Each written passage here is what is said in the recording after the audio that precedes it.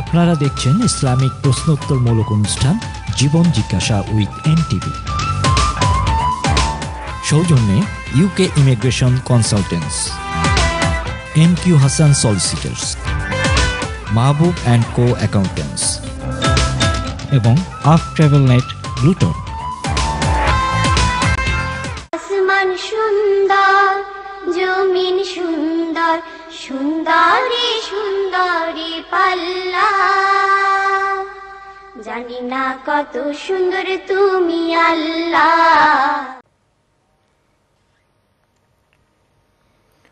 আসসালামু আলাইকুম রহমতুল্লাহি ওয়া বারাকাতুহু। প্রিয় ভাই বোনেরা, ফিরলাম আবারও আমাদের প্রিয় অনুষ্ঠান জীবন জিজ্ঞাসাকে সাথে করে। এখন আমরা দ্বিতীয় সেগমেন্টে এসে উপস্থিত হয়েছি। আশা করছি আপনারা আমাদের সাথেই আছেন।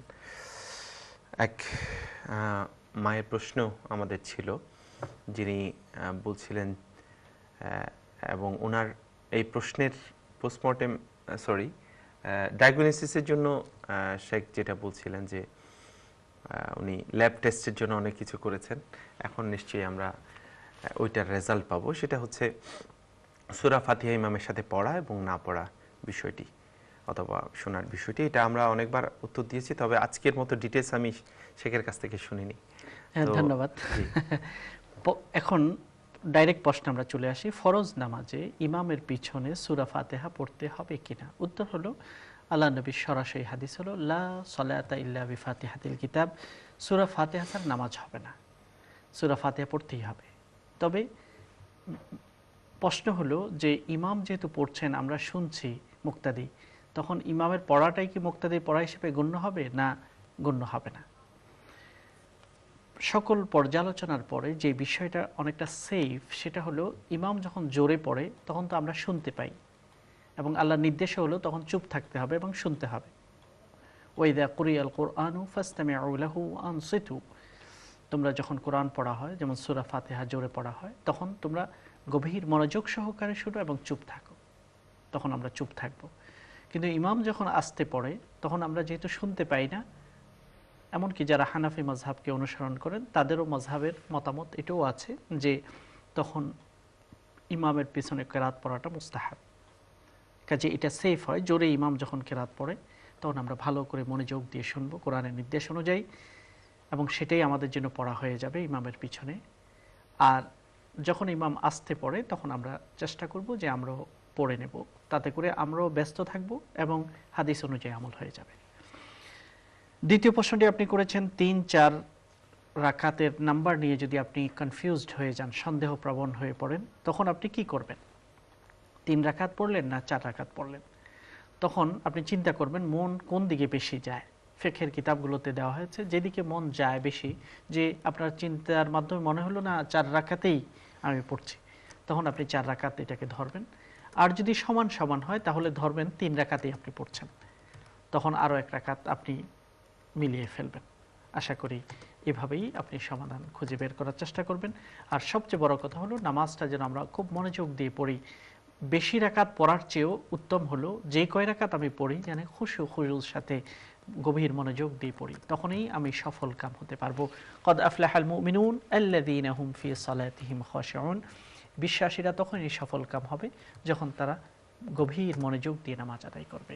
আর মনোযোগ বেশি থাকলে ইনশাআল্লাহ এই জাতীয় সন্দেহগুলো আসার সুযোগও কম থাকবে। আল্লাহ আমাদেরকে মনোযোগ দিয়ে নামাজ আদায়ের তৌফিক দান করুন। আলহামদুলিল্লাহ। আমরা বেশ কিছু প্রশ্ন আমি ফেসবুক এবং ইমেল থেকে নোট করেছি, আমি একটা একটা করে সেখানে যাচ্ছি। একজন বলছে, খুব কমনলি এটা প্রচলিত আছে যে মৃত্যুর ৪০ দিন আগে মৃত্যুবরণকারী জানতে পারেন, এরকম কোনো জিনিস আছে কিনা, ট্রু কিনা?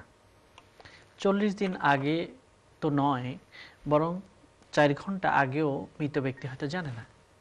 কারণ অধিকাংশ আমরা দেখছি, আপনি যেমন কিছুক্ষণ আগে একজন আকস্মিক মৃত্যুর একটি ঘটনা বর্ণনা করলেন, আমরা এরকম অনেক আকস্মিক মৃত্যুর ঘটনা জানি যেখানে কোনো প্রমাণ নেই যে তিনি জানতেন। তিনি যদি জানতেন তাহলে তিনি আগেই তার ব্যবস্থা করতেন, অথচ তিনি স্বাভাবিক জীবন যাপন করছেন, হঠাৎ করে তার স্ট্রোক হয়ে তিনি দুনিয়া থেকে বিদায় নিয়েছেন।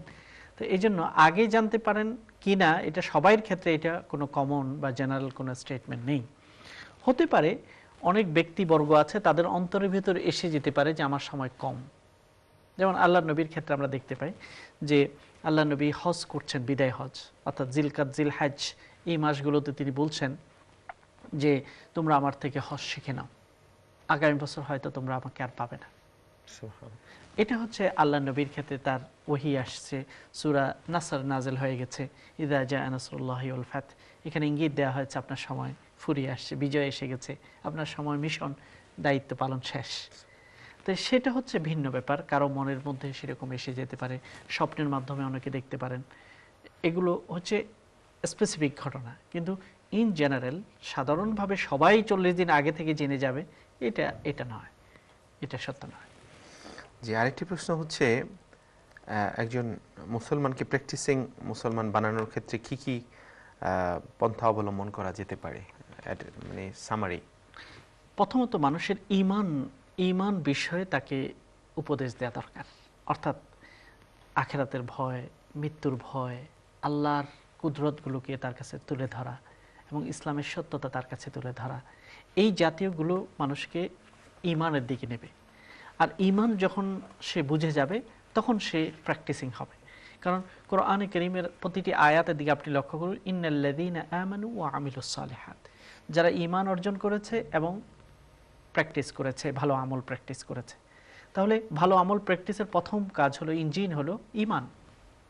আর ঈমান কিভাবে আসবে? আপনি দেখুন আকাশ বাতাস, গাছপালা, সৃষ্টি জগতের রহস্যগুলো আপনি দেখুন, তখন আপনি খুব সহজে অনুমান করতে পারবেন এর পিছনে একটি শক্তি কাজ করছে।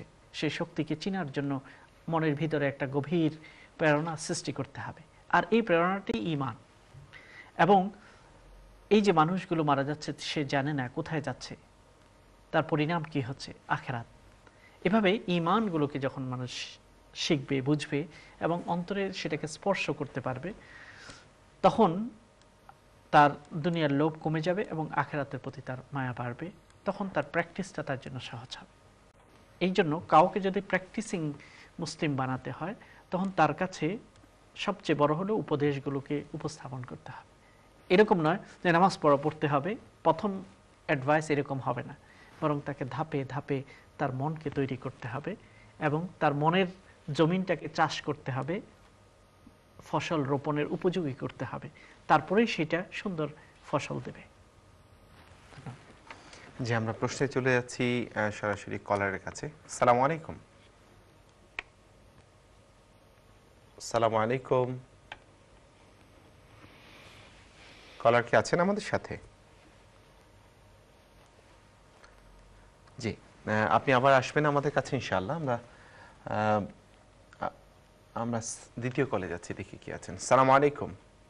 আসসালামু আলাইকুম রাহমাতুল্লাহ। ওয়া আলাইকুম আসসালাম, আপনার প্রশ্ন বলেন। জি, ইমাম ভাই ও শাক, আসসালামু আলাইকুম।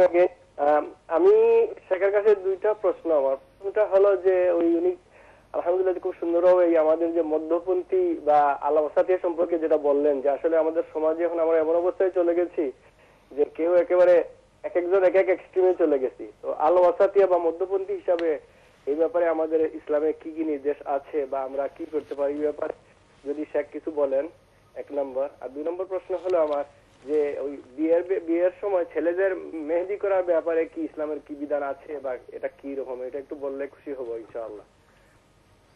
ঠিক আছে, জি শেখ। প্রথম প্রশ্নটি খুবই রিলেভেন্ট এবং খুবই উপযোগী, যে ইসলাম আসলে মধ্যপন্থাকেই পছন্দ করে, ইসলামে বাড়াবাড়িকে কোনোভাবেই পছন্দ করা হয় না। বুখারী শরীফ যদি আপনি পড়েন, প্রথম দিকেই আপনি পাবেন আল্লাহ নবী বারবার বলেছেন, বাশশিরু ওয়ালা তুনাফিরু ইয়াসসিরু ওয়ালা তুআসসিরু, ইসলামকে সহজ রাখো, তোমরা কঠিন করে ফেলো না, এবং সুসংবাদ দাও মানুষকে দূরে সরিয়ে দিও না।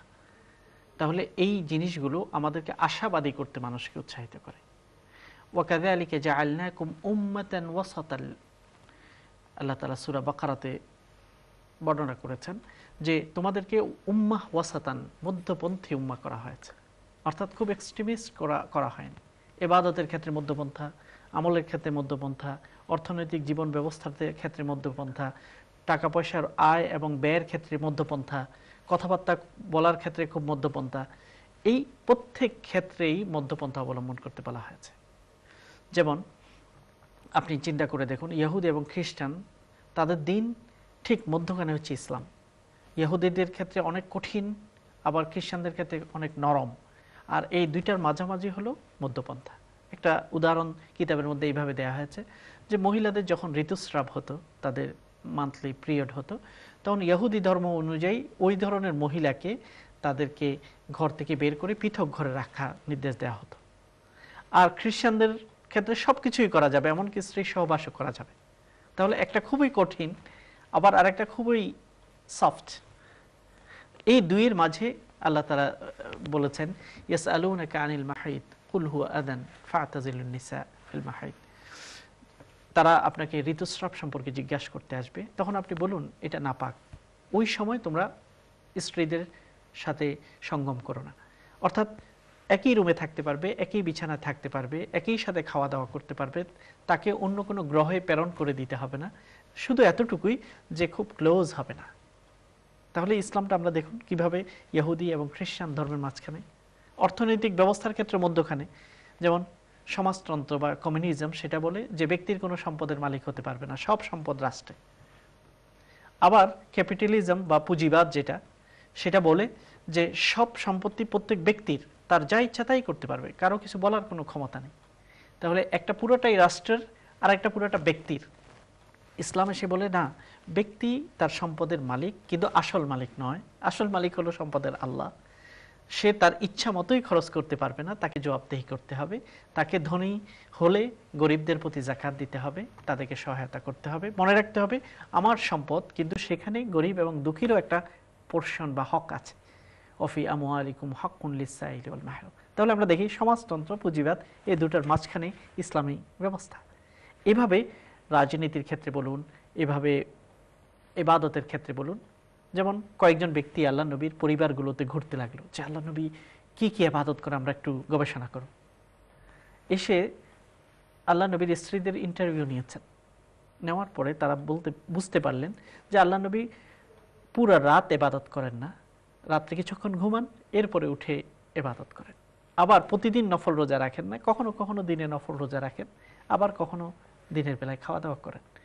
এবং সবসময় ইবাদত করেন না, তার সংসারকে সময় দেন, পরিবারে হাসাহাসি করেন, বাজার করেন। তখন তাদের কাছে মনে হলো এটা কি ইবাদত হলো, এটা তো কম। আর আমরা আল্লাহ নবীর কোনো গুনাহ নেই, তাই ইবাদতও বেশি, এর চেয়ে দরকার নেই। কিন্তু আমাদের তো অনেক গুনাহ আছে, আমাদের তো আরো বেশি ইবাদত করতে হবে। তিনজন তিনটা প্রতিজ্ঞা করেছে অ্যাকর্ডিং টু হাদিস বুখারী। একজনে বলল যে আমি প্রতি রাত্রেই ইবাদত করব, কোনো রাত্রে 1 মিনিটের জন্য ঘুমাবো না। আরেকজন বলল যে আমি প্রতিদিনই রোজা রাখবো, একদিনও রোজা ভাঙবো না, নফল রোজা। আরেকজন বলল আমি সংসার করবই না, আমি বৈরাগ্য অর্জন করব এবং পুরোটা জীবন ইবাদতে ব্যয় করব। তাদের খারাপ নিয়ত না, ভালো নিয়ত, এক্সট্রিম নিয়ত। আল্লাহ নবী শুনে তাদেরকে ডেকেছেন এবং বলেছেন তোমরাই কি এই লোকগুলো যারা এই কথা বলেছে? তখন তারপরে ইয়া রাসূলুল্লাহ, হ্যাঁ। তখন আল্লাহ নবী বলছেন খবরদার, আমার আদর্শ যেটা, যে রাতে কিছুক্ষণ ঘুমানো, তারপরে জাগ্রত হও, ইবাদত করো, কখনো কখনো দিনের বেলায় রোজা রাখো, কখনো কখনো পরিবারের সাথে খাওয়া দাওয়া করো, কিছু সময় মসজিদে কাটাও, আবার পরিবারকেও সময় দাও। এই যে আমার সুন্নাহ, মধ্যপন্থা, এটাই হলো আদর্শ। ফামান রাগিবা আন সুন্নতি ফালাইসা মিন্নি। এই আদর্শ, মধ্যপন্থার এই আদর্শকে কেউ যদি ত্যাগ করে, সে আমার অন্তর্ভুক্ত হতে পারবে না। এভাবে প্রত্যেকটি ক্ষেত্রে তিনি জানতে চেয়েছেন যে ইসলাম যে মডারেট এবং মধ্যপন্থাকে পছন্দ করে, সেভাবে প্রতিটি ক্ষেত্রকে আপনি বিশ্লেষণ করলে, ফিলোসফির সাথে, ইকোনমিক্সে, এমনকি ধর্মীয় ইবাদতগুলোতে, মতাদর্শের ক্ষেত্রে, ব্যবহার আচরণের ক্ষেত্রে, ইসলাম পরিপূর্ণভাবেই আমাদেরকে বলে মধ্যপন্থী হতে। মধ্যপন্থী হতে ইসলাম এমন বলে না যে তোমার সন্তানের প্রতি খুবই কঠোর, শুধু মারো। আবার ইসলাম বলে না যে তাদের সাথে খুবই শুধু ফ্রেন্ডলি হয়ে যাও, এটা না। কখনো তুমি ফ্রেন্ডলি থাকো, কখনো প্রশাসন তোমার জারি করতে হবে, এবং এর ভিতর দিয়ে তোমাকে মধ্যপন্থার মাধ্যমে জীবনকে সাজাতে হবে। কাজেই ইসলাম মধ্যপন্থা, আমাদেরকে মধ্যপন্থা হতে হবে। অন্যের মতামতকে সম্মান করতে শিখতে হবে, তার মতামত যতই ভুল হোক। আল্লাহ তাআলা আমাদেরকে বলেছেন যে আল্লাহ তাআলা মূর্তি পূজার বিরুদ্ধে কোরআনের সবগুলো আয়াত প্রায় বলেছেন, অনেক বিশ্লেষণ করেছেন, কিন্তু তারপরে বলেছেন মূর্তিকে গালি দেবে না, অর্থাৎ টলারেন্স শিখিয়েছেন। তেমনিভাবে আপনি সালাফি হন, কিন্তু হানাফি মাযহাবের কিছু কিছু মাসলাকে আপনি টলারেট করতে পারেন না, সেরকম না, আপনি তাকে গোমরাহ বানাবেন না। আপনি তাকে ইসলাম থেকে বাইর করে দেওয়ার চেষ্টা করবেন না। আপনি হানাফি মাযহাবকে অনুকরণ করেন, সালাফিদের একটা মতামত আছে, সেই মতামতকে অগ্রাহ্য করে তাদেরকে ইসলাম থেকে বের করতে হবে না, বরং তার মতামত সম্মান আপনার মতামতটাকে আপনি যুক্তির সাথে আলোচনা করুন। আজকাল যে কাদা ছুটোছুটি হচ্ছে এটা অনেকটা রাজনৈতিক ময়দানের আওয়ামী লীগ বিএনপি পর্যায়ে চলে গেছে। ধর্মটা ইসলামের ব্যাপারটা সেরকম হওয়া উচিত নয়। কেউ কাউকে জানোয়ার ডাকছে, কেউ কাউকে শকুন ডাকছে, এবং সেই চরিত্রগুলো আমাদের ধর্মীয় ক্ষেত্রে ধর্মীয় মাওলানাদের ভিতরেও এসে গেছে। আল্লাহ যেন আমাদেরকে মধ্যপন্থা অবলম্বন করার তাওফিক দান করেন। প্রিয় ভাই বোনেরা, যাচ্ছি ছোট্ট একটি বিজ্ঞাপন বিরতিতে, ফিরে আসছি ইনশাআল্লাহ তৃতীয় সেগমেন্টকে সাথে করে। আশা করছি আপনারা আমাদেরকে সঙ্গ দিবেন। আসসালামু আলাইকুম ওয়া রাহমাতুল্লাহি ওয়া বারাকাতুহু। আসমান সুন্দর, জমিন সুন্দর, সুন্দরী সুন্দরী পাল্লা, জানি না কত সুন্দর তুমি আল্লাহ। আপনারা দেখছেন ইসলামিক প্রশ্নোত্তরমূলক অনুষ্ঠান জীবন জিজ্ঞাসা উইথ এনটিভি। সৌজন্যে UK immigration consultants, MQ Hasan solicitors, Mahbub and co accountants এবং আফ ট্রাভেল নেট ব্লুটন।